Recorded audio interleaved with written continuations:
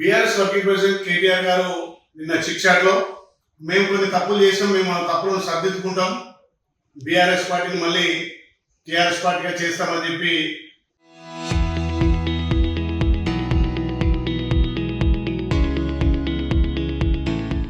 ఇలా కేటీఆర్ గారు సన్నాయి నొక్కులు నొక్కుతున్నారు. ఆయన ఏదో రాష్ట్రాన్ని ఉద్ధరించినట్టుగా నేను పాదయాత్ర చేస్తా అంటున్నాడు. కేటీఆర్ గారు మీరు పాదయాత్ర చేస్తే మీకు వచ్చేది మోకాలు నొప్పులే.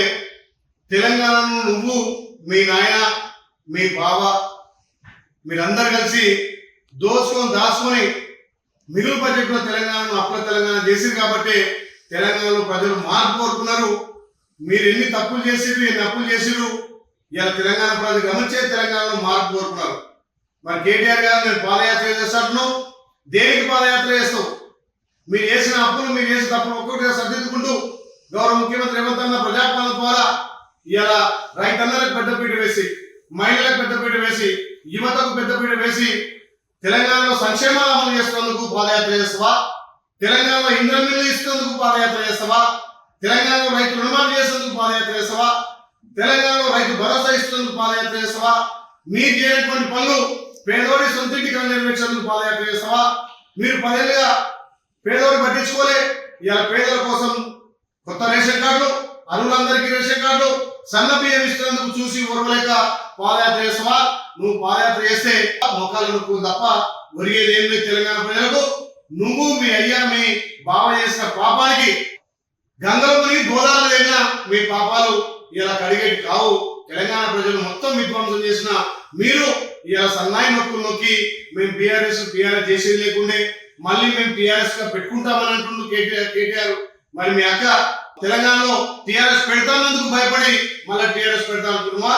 తెలంగాణ రాష్ట్ర సంపదను ఇతర రాష్ట్రాలకు దోచిపెట్టి మేము తెలంగాణ ఎలగబెట్టాం, భారతదేశాన్ని ఎలగబెట్టామని చెప్పి భారతదేశంలో ఇలా రాజ్యం వెళ్ళాలని ఒక దుర్బుద్ధితోటి బీఆర్ఎస్ పెట్టుకున్నటువంటి మీరు ఇవాళ మళ్ళీ సన్నాయి నొక్కులు నొక్కుతున్నారు.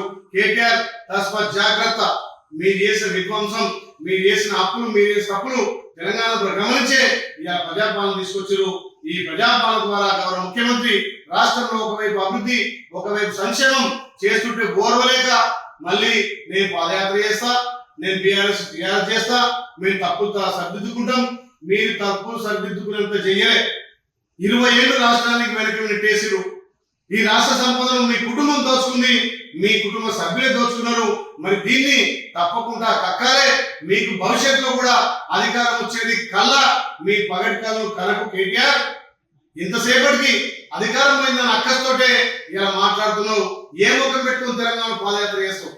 దానికి రాష్ట్రంలో మీకు ఏం పనులు, అప్పుడు తెలంగాణలో మీరు చేసిన అప్పులు ఒక్కొక్కటిగా సర్దిద్దుకుంటూ సంక్షేమం ఒకవైపు అభివృద్ధి ఒకవైపు ఇస్తుంటే దాన్ని చూసి ఓర్వలేక పాదయాత్ర చేస్తావా? కేటీఆర్ తస్మాత్ జాగ్రత్త.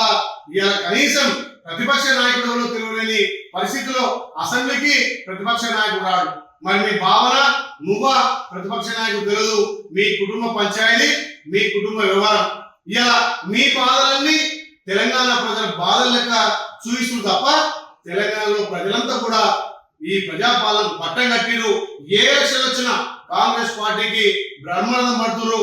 రేపు ఎంపీపీ జెడ్పీటీసీ ఎలక్షన్ లో కాంగ్రెస్ పార్టీకి బ్రహ్మరథం పడతారు. ఇకనైనా కేటీఆర్ జ్ఞానోదయమైనందుకు సంతోషిస్తున్నాం. మీరు చేసిన అప్పులు నువ్వు, మీ అయ్యా, మీ బావ మీరంతా కూడా అమరవీరుల స్తూపం దగ్గర ఇలా మీరు మోకరిల్లాలే. తెలంగాణ ప్రజలకు మీరు క్షమాపణ చెప్పాలి. అమరవీరుల స్తూపం దగ్గర మీరు తప్పు నొప్పుకొని ముక్కుకు నేలకు రాస్తే తప్ప తెలంగాణ ప్రజలు మిమ్మల్ని క్షమించరు. మరొకసారి ఈ చిట్చాట్లు, ఈ మాటలు, ఈ దుకాణం కేటీఆర్ బంద్ చేసుకోవాలని చెప్పి ఇలా తెలియజేస్తా ఉన్నా.